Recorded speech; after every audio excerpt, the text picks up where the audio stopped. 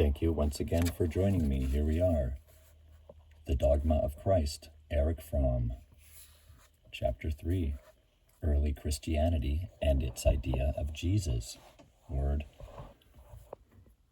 Every attempt to understand the origin of Christianity must begin with an investigation of the economic, social, cultural, and psychic situation of its earliest believers. Palestine was a part of the Roman Empire and succumbed to the conditions of its economic and social development. The Augustan Principate had meant the end of domination by a feudal oligarchy and helped bring about the triumph of urban citizenry. Increasing international commerce meant no improvement for the great masses, no greater satisfaction of their everyday needs.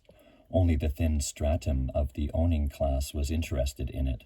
An unemployed and hungry proletariat of unprecedented size filled the cities. Next to Rome, Jerusalem was the city with relatively the largest proletariat of this kind. The artisans, who usually worked only at home and belonged largely to the proletariat, easily made common cause with beggars, unskilled workers, and peasants. Indeed, the Jerusalem proletariat was in a worse situation than the Roman.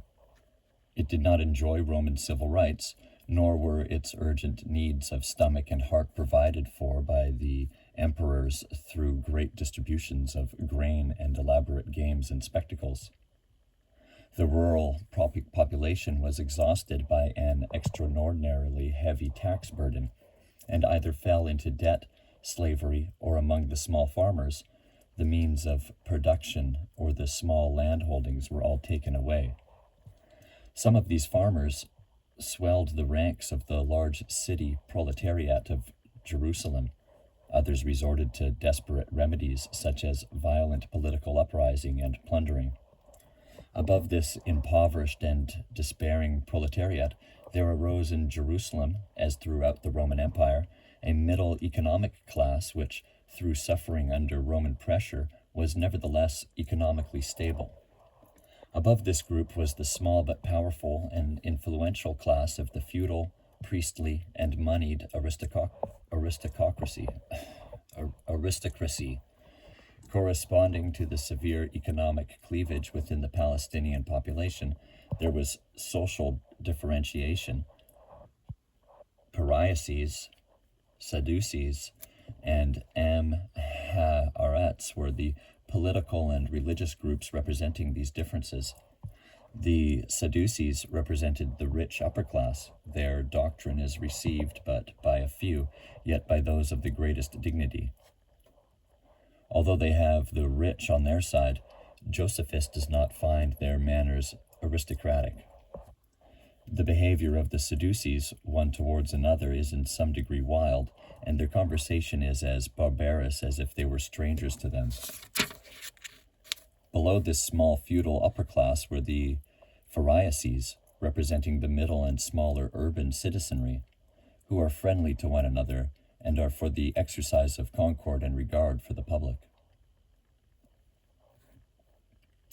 Now, for the Pharisees, they live meanly and despise delicacies in diet, and they follow the conduct of reason, and what that prescribes to them as good for them, they do, and they think they ought earnestly to strive to observe reason's dictates for practice. They also pay respect to such as are in years, nor are they so bold as to contradict them in anything they have introduced, and, when they determine that all things are done by fate, they do not take away from men the freedom of acting as they think fit, since their notion is, that it hath pleased God, that events should be decided in part by the counsel of fate, in part by such men as will accede thereunto, acting therein virtuously or viciously. They also believe that souls have an immortal vigor in them, and that under the earth there will be rewards or punishments, according as they have lived virtuously or viciously in this life, and the latter are to be detained in an everlasting prison, but that the former shall have power to revive and live again, on account of which doctrines they are able greatly to persuade the body of the people, and whatsoever they do about divine worship, prayers, and sacrifices, they perform them according to their direction. Josephus's description of the middle class of the Pharisees makes it appear more unified than it was in reality.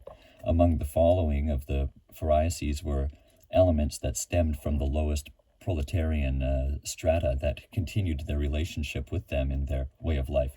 For example, Rabbi Akiba. At the same time, however, there were members of the well-to-do urban citizenry.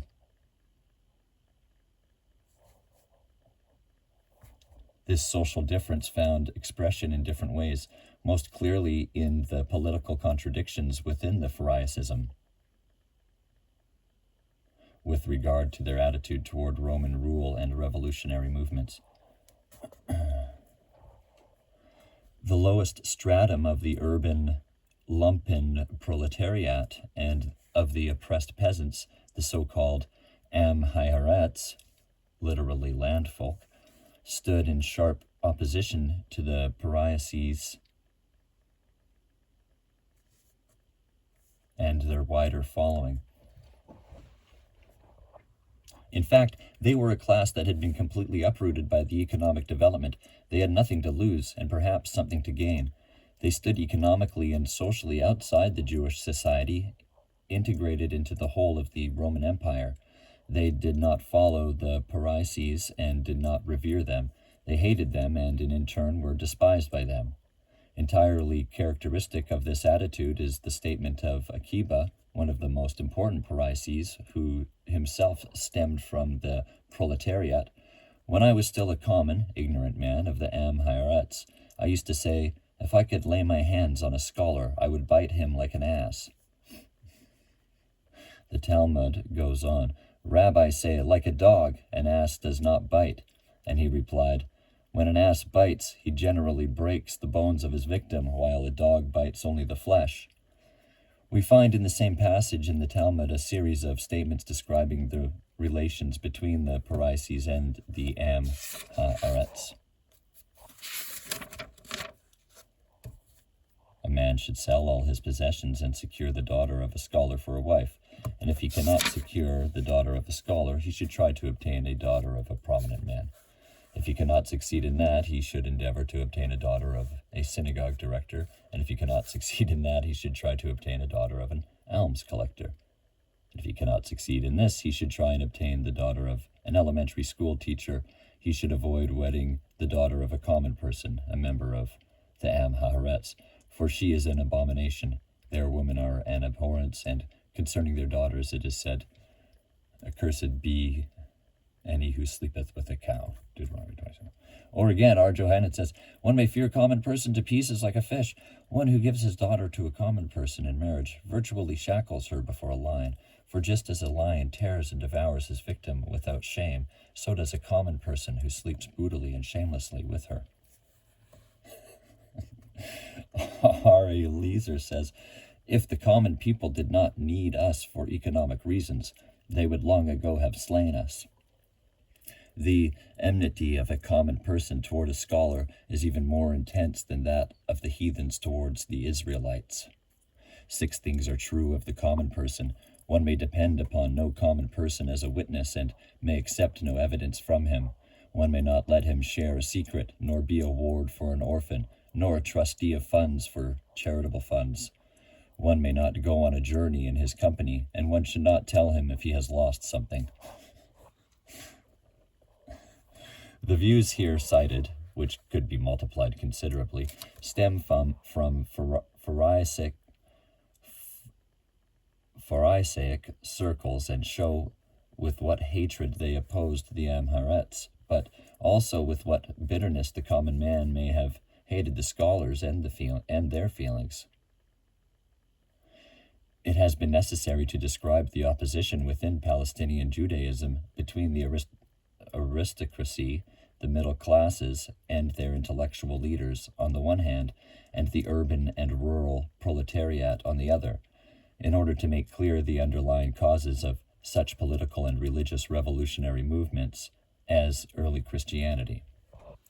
A more extensive presentation of the differentiation among the extraordinarily variegated Pharisees is not necessary for the purpose of the present study and would lead us too far afield. conflict between the middle class and the proletariat within the Pharisaic group increased as Roman oppression became heavier and the lowest classes more economically crushed and uprooted. To the same extent, the lowest classes of society became the supporters of the national, social, and religious revolutionary movements.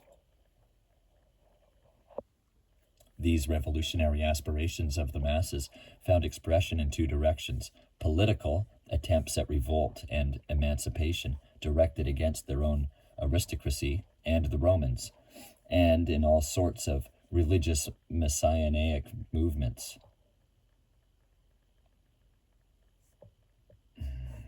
But there is by no means a sharp separation between these two streams moving toward liberation and salvation. Often they flow into each other. The messianic movements themselves assumed partly practical and partly merely literary forms. The most important movements of this sort may be briefly mentioned here.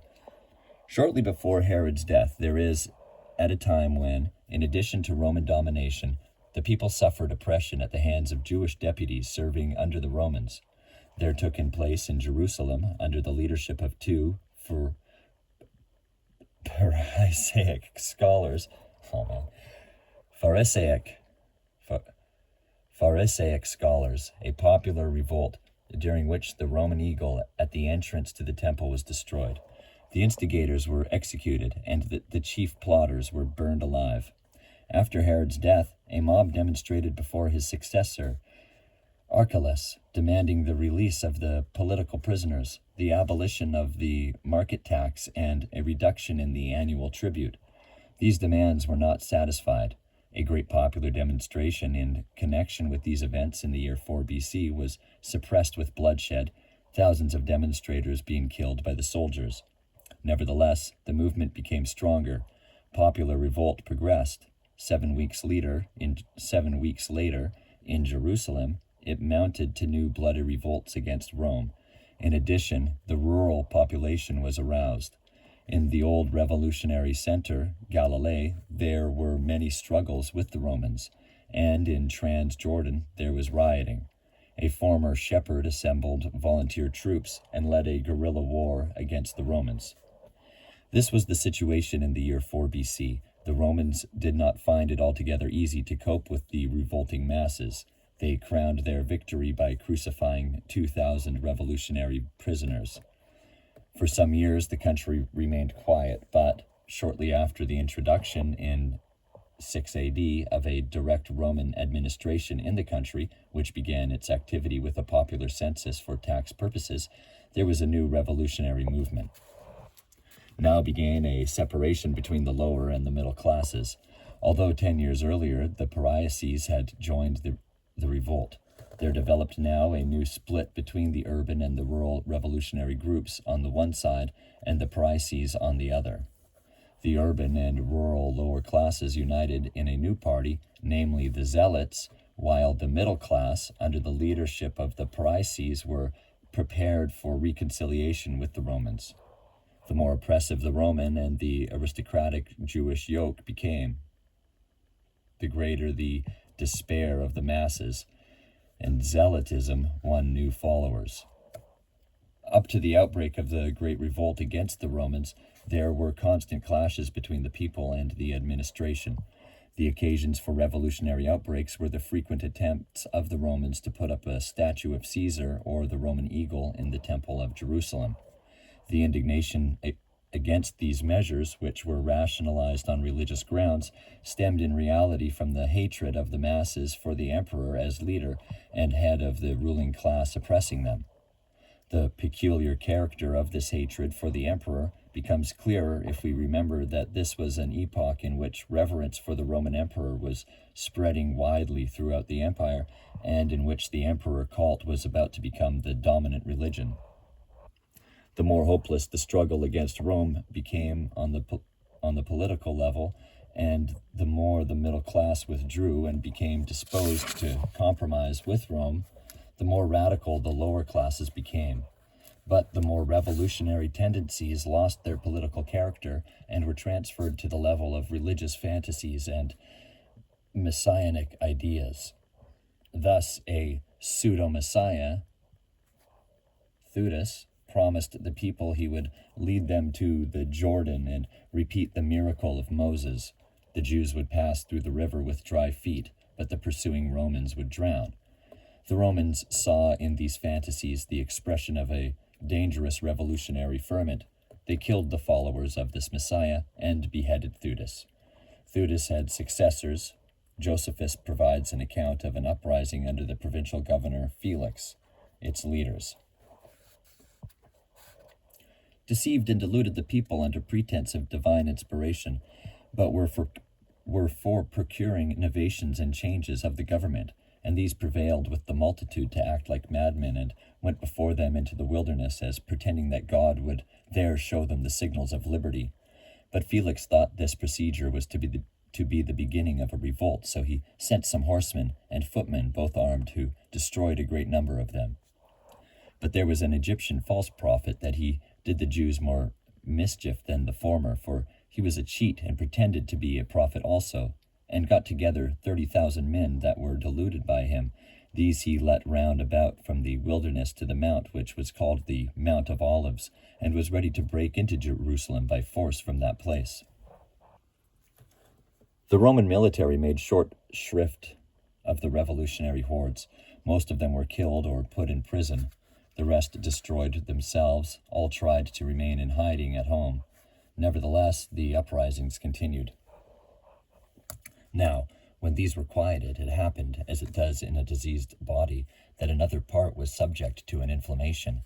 For a company of deceivers and robbers, that is, the Messianists and more politically minded revolutionaries, got together and persuaded the Jews to revolt, and exhorted them to assert their liberty, inflicting death on those that continued in obedience to the Roman government, and saying that such as willingly chose slavery ought to be forced from their desired inclinations, for they parted themselves into different bodies, and lay in wait up and down the country, and plundered the houses of the great men, and slew the men themselves, and set the villages on fire, and this till all Judea was filled with the effects of their madness. And thus the flame was every day more and more blown up, till it came to a direct war. The growing oppression of the lower classes of the nation brought about a sharpening of the conflict between them and the less oppressed middle class, and in this process the masses became more and more radical. The left wing of the Zealots formed a secret faction of the Sicarii, dagger carriers, who began through attacks and plots to exert a terroristic pressure on the well-to-do citizens. Without mercy, they persecuted the moderates of the higher and middle classes of Jerusalem. At the same time, they invaded, plundered, and reduced to ashes the villages whose inhabitants refused to join their revolutionary bands. The prophets and the pseudo-messiahs, similarly, did not cease their agitation among the common folk. Finally, in the year 66 of the great popular revolt against Rome broke out. It was supported first by the middle and lower classes of the nation, who, in bitter struggles, overcame the Roman troops. At first, the war was led by the property owners and the educated, but they acted with little energy and with the tendency to arrive at a compromise. The first year, therefore, ended in failure despite several victories, and the masses attributed the unhappy outcome to the weak and indifferent early direction of the war. Their leaders attempted by every means to seize power and to put themselves in the place of the existing leaders.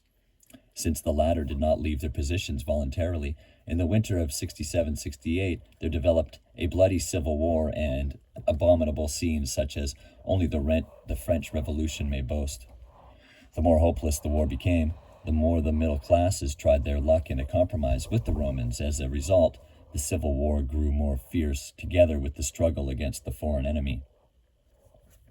While Rabbi Hochanan ben Zakkai, one of the leading Pharisees, went over to the enemy and made peace with him, the small tradesmen, artisans, and peasants defended the city against the Romans with great heroism for 5 months. They had nothing to lose. but also nothing more to gain, for the struggle against the Roman power was hopeless and had to end in collapse. Many of the well-to-do were able to save themselves by going over to the Romans, and although Titus was extremely embittered against the remaining Jews, he nevertheless admitted those who were in flight. At the same time, the embattled masses of Jerusalem stormed the king's palace, into which many of the well-to-do Jews had brought their treasures, took the money, and killed the owners. The Roman war and the Civil War ended with victory for the Romans.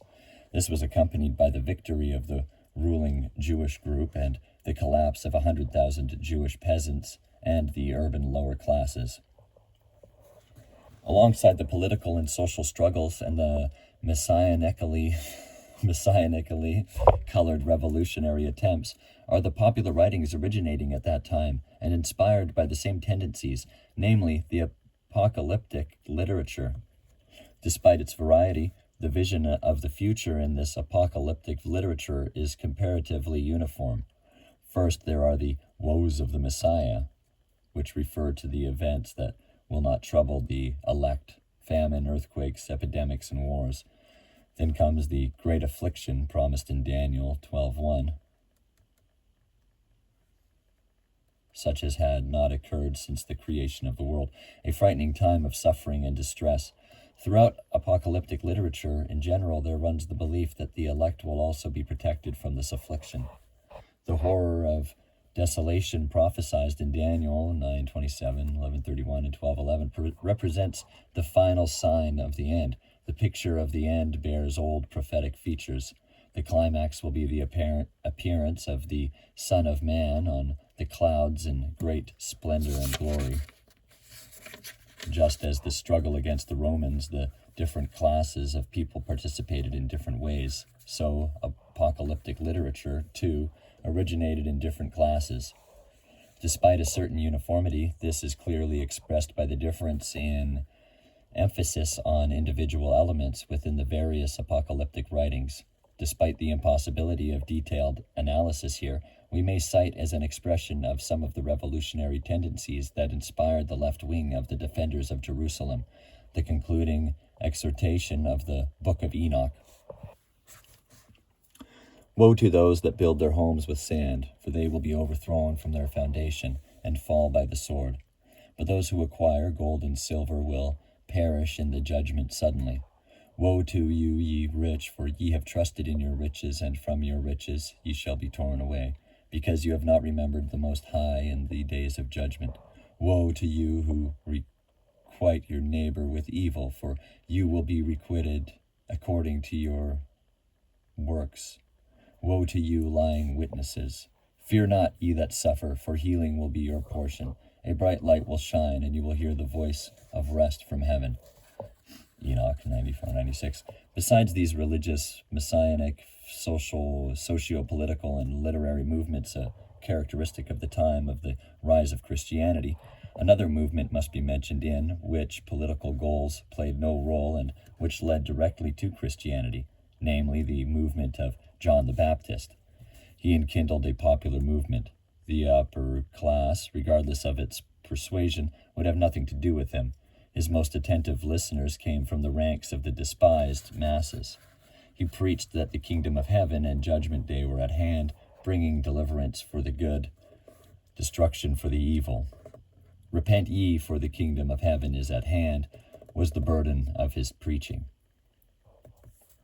To understand the psychological meaning of the first Christian's faith in Christ, and this is the primary purpose of the present study, it was necessary for us to visualize what kind of people supported early Christianity.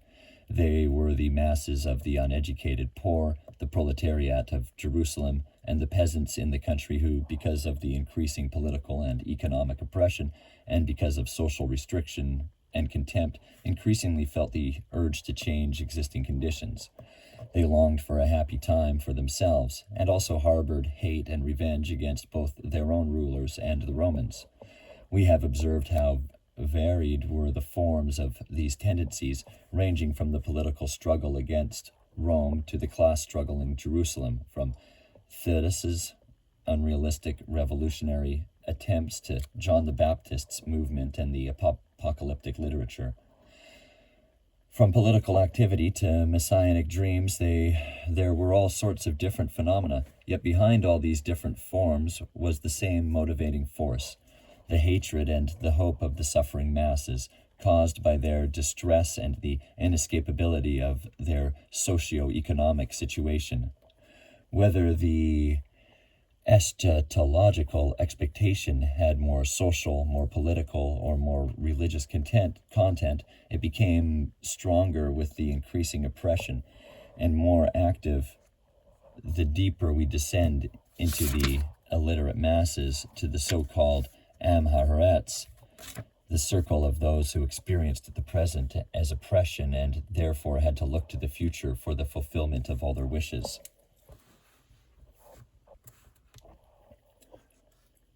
The bleaker the hope for real improvement became, the more this hope had to find expression in fantasies.